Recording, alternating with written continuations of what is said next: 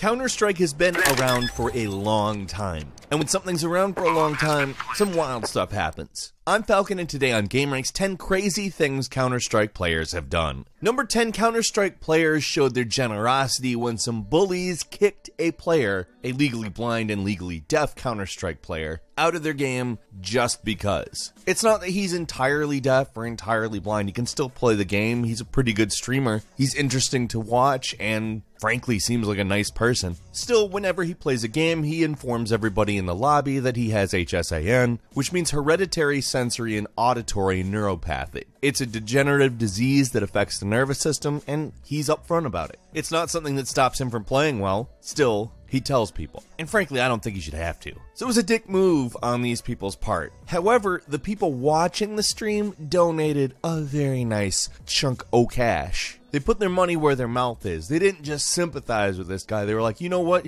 You deserve some money. A player by the name of MoTV donated $500. It was pretty wild. I'm about to cry. Number 9, the Silver Snipers are a CSGO team that have a very apt name. You see, silver is referring to their hair color because they're all elderly. The youngest member of the team is 62 years old. The oldest is 81. They view it as kind of a mental workout, something that keeps them sharp, but it's obviously also fun for them as well. But it's not something you'd ever really expect. Honestly, it's just cool to see a bunch of old people playing CSGO.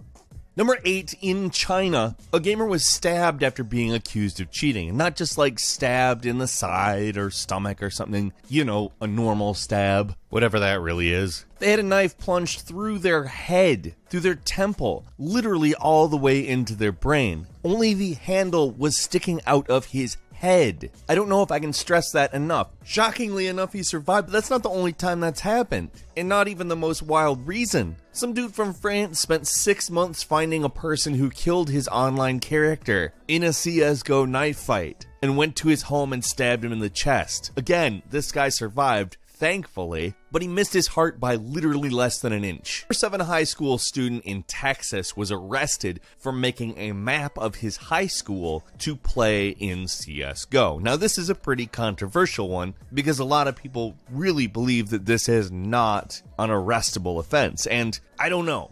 For me, it seems a little extreme that they would arrest him, but it also seems a little extreme to make your high school as a map in a shooting game. I don't know if there's necessarily a good guy in this case, but is it a direct threat to do something like that? It's really iffy to me. Number 6, the world's largest esports group had to start testing for drugs because so many people were on Adderall. Now, Adderall is an ADHD medication. It's basically a thing that gives you very, very good focus.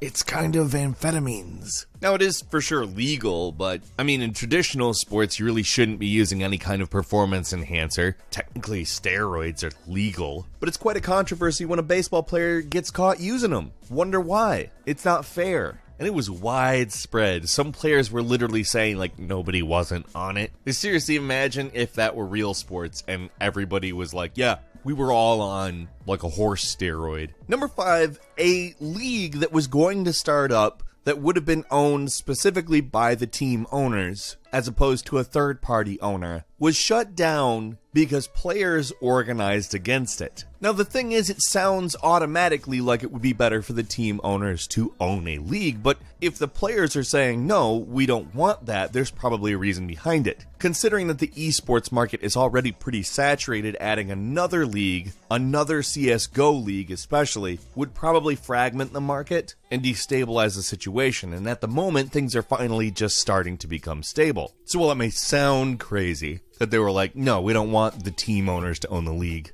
it's a lot more nuanced than that. Number 4, Jerzy Janowicz, a pro tennis player, not necessarily a very high-ranked one, but a famous enough one, also plays Counter-Strike, and something that he's known for in tennis, which is his colorful ways of expressing disappointment in his own actions, basically pretty much translates over to Counter-Strike, except for in the gaming world, we call that a meltdown. So a pro tennis player plays CSGO, has a Twitch channel with a fairly high subscriber count, and, has meltdowns on a fairly regular basis. I don't want to call it funny because, like, a lot of people do that, but it's funny when somebody who is, like, considered famous, does it, I guess. Number 3, you've probably heard of this. That lawsuit that was filed against Valve for making an illegal online gambling market. Basically, it alleges that people are allowed to buy skins for cash in the actual Steam marketplace ecosystem, and because they could connect their Steam accounts to third-party services, those skins functioned as a virtual currency that could be used in gambling.